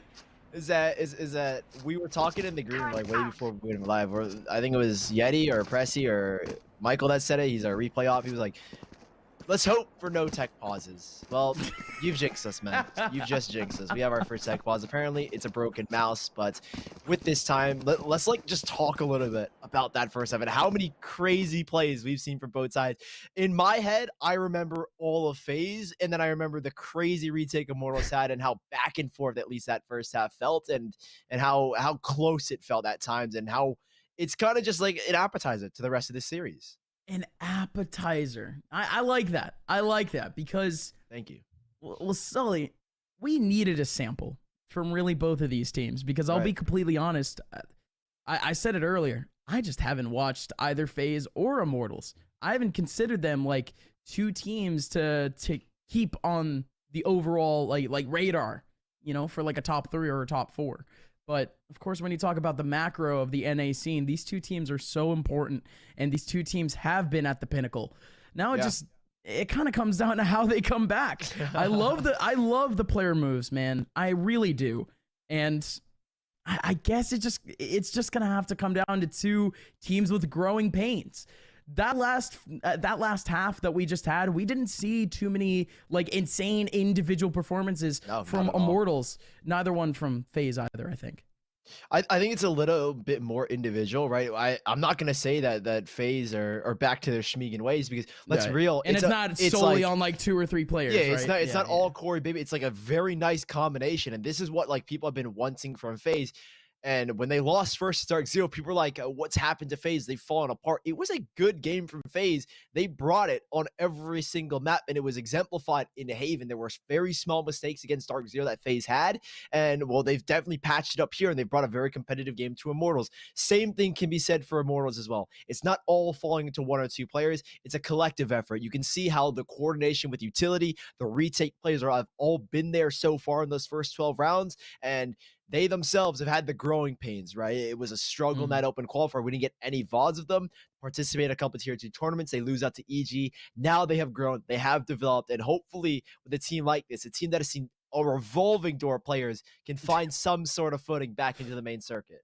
Another big one from Sully, a revolving door. I'm on fire. My analogies, my similes. See, I wish we had the same energy as we did early on in Valorant when we came up with Chico. Feel like we were onto something. It's too late. We're a year in. There's nothing to like come up with. Chico or a ghost, 5 ghosts, a Goko. That doesn't make any sense. A Giko, it doesn't work. A Goko. No. But even then. Talking about the quote unquote revolving door, it feels a little bit weird that this same Immortals lineup, we were hyping up with like Nature and Rossi, you know? Yeah.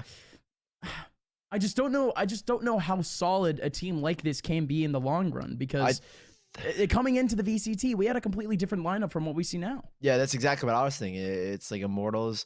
I'm like thinking back to every change, right? Back when Kohler was in the lineup, when Austin and Dicey were there. Oh yeah, then you're getting like right? Then it gets even worse. Going really far back when they had Stani in the lineup. I mean, Stani's been there from the get-go, and now he's on Andbox. I mean, Immortals. They're one thing that's synonymous with Immortals. It's the fact that they can develop players, right? SHROUD is one of those rising talents, and we talked about him earlier, coming from the Red Bull campus clutch, and how the collegiate scene is starting to grow, and we see players starting to move into professional roles, right? Shalabi of Team Anubis going to possibly Vitality, right? There's a revolving door for Immortals, but every time the door swings and a player walks out, such a golden door, though, they come out so much better and they find a new home. So Immortals, it's not necessarily that they can't have a good team. They haven't been able to hold on to a solid 5 good team. You know what I mean? Yeah. No, I mean, I guess so, but I feel like finally we in this last month we saw something from Immortals that we simply haven't seen from any tier 1 team or any team that claims themselves to be tier 1. Sully, they played in a tournament outside of VCT. Yeah. That's it. It's been a while. That's all I'm trying to say here. Immortals, they actually do want to improve. I mean, we keep yelling all the time that, you know, the top teams should be playing in more tournaments outside of VCT. We should be, first of all, supporting the tier 2 scene a lot more. But you know, of course there are restrictions. Certain teams they can't actually perform outside of VCT, but we know the teams that should. We know the teams that can. Right. And it just so happens to be that FaZe and Immortals are two of those teams. I think I don't know the situation of FaZe, but the fact that Immortals has gone out of their way to play tier 2 tournaments, to at least get some officials under their belt, especially with new metas and updates happening all the time, you need to keep it fresh. And Immortals, they have that mindset.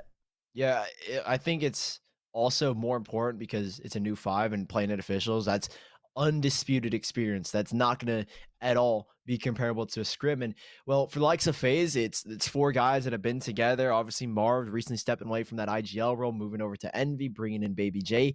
I'm not 100% certain who's taking over the IGL role, but I said it earlier, and I said it when I was talking to you off screen. It's like FaZe have become a whole different team. The Schmeegan mentality is gone. They're disciplined, right? It's no longer, before it was full Schmeeg. Then suddenly it was tempered Schmeeg, and the Schmeeg looked really, really good. Every time I say Schmeeg, I feel like it loses meaning slowly but surely. So I will stop saying it. But now FaZe have found this way to unleash it at the perfect moment. And in that first half on the attacking side, it certainly showed in the form of Corey and Baby Bay. Oh yeah, you know, it's funny. We were talking about, you know, FaZe as an entity, but in reality, we were just talking about Baby Bay and Corey for a lot of the time. You know, they just had that phase to them.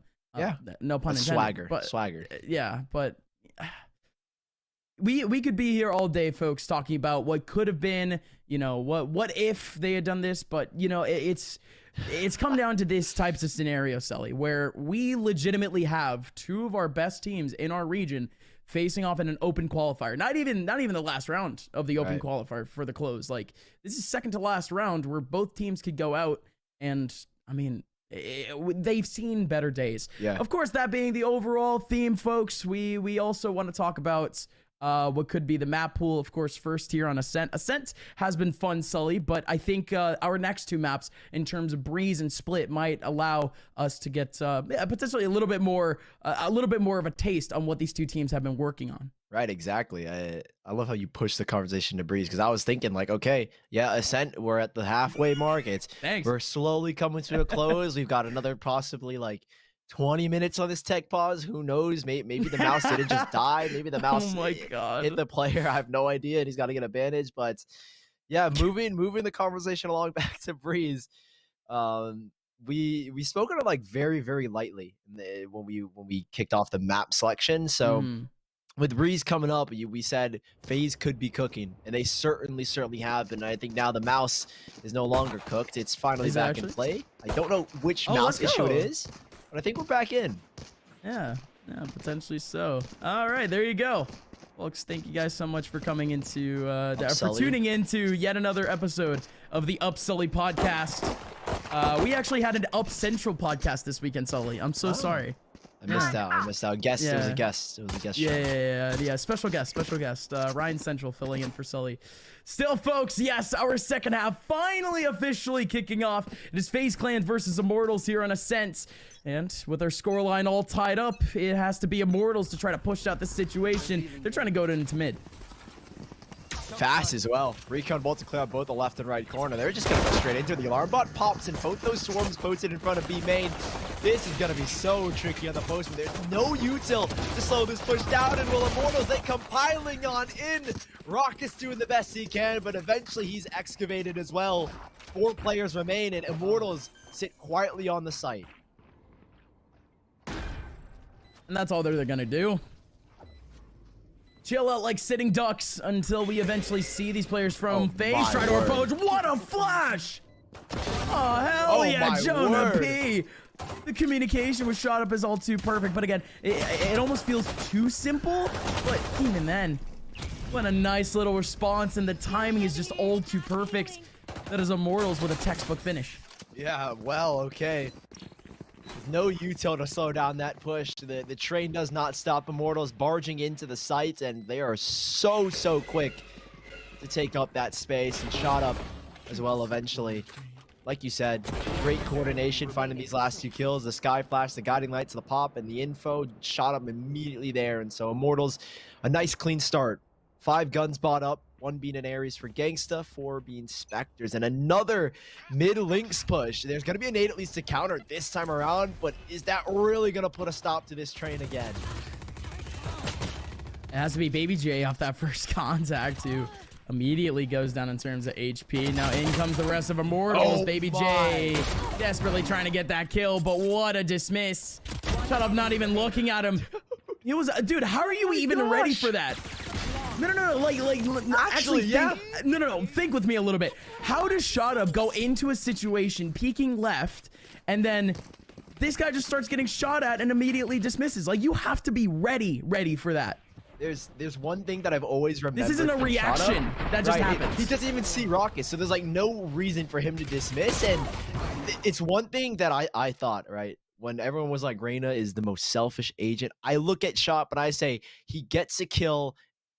He is so good with his dismiss, and he's able to find info, and he does it there. It's a clean roundup from Immortals. They keep it spotless, essentially, and find themselves on 8-6, and there's nothing else to say for Shot Up, I'd say. Well, Shot Up is the perfect bait. He's the perfect human decoy. He goes into a situation, he immediately dismisses, and that's considered an interaction. That's considered an angle. So your opponents just hold on. Folks, and we go, though. It is yet another round going in very quickly. It's Immortals in their very first very fast take. 4 players over towards the middle of sight, and it works out perfectly as they finally get the spike down. Watch out for the crossfire over in Cat.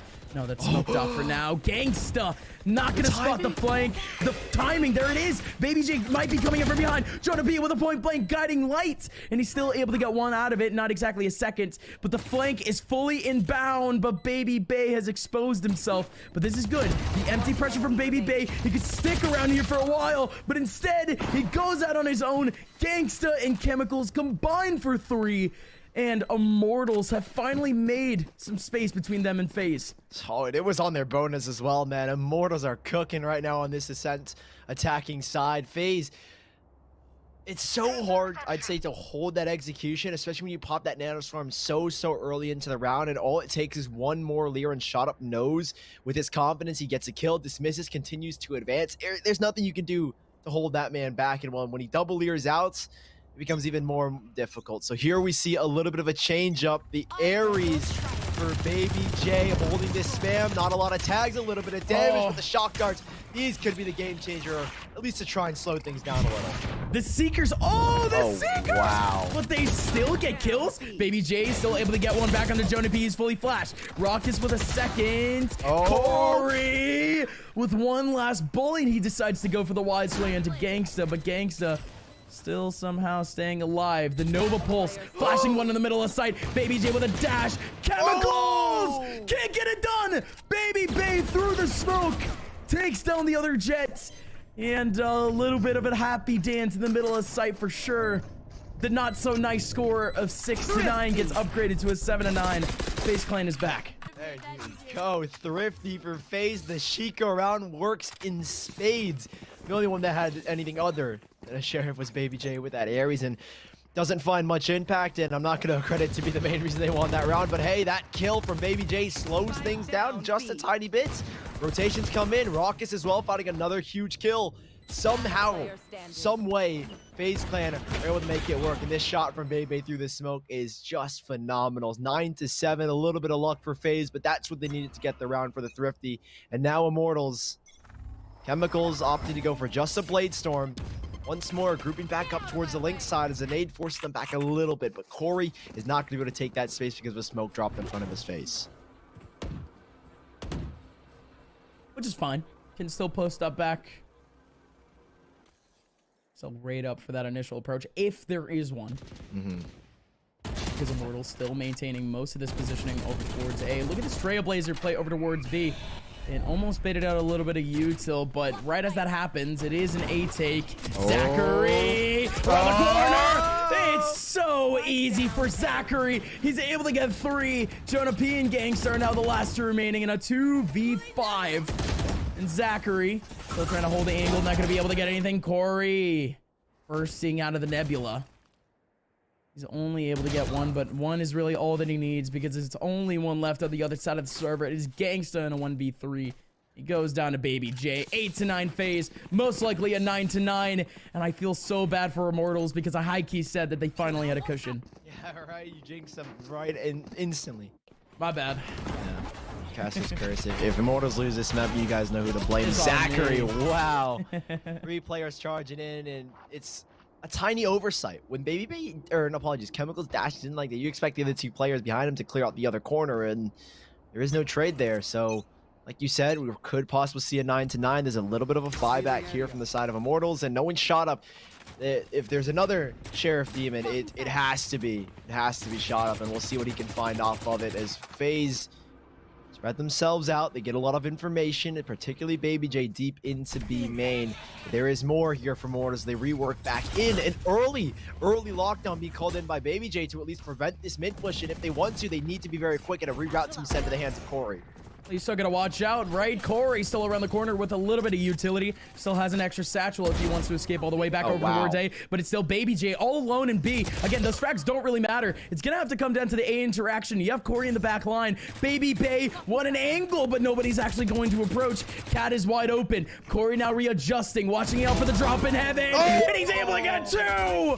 Shut up nonetheless, remaining in a 1v4. And it should just be curtains. Shut up. He's been a hero before.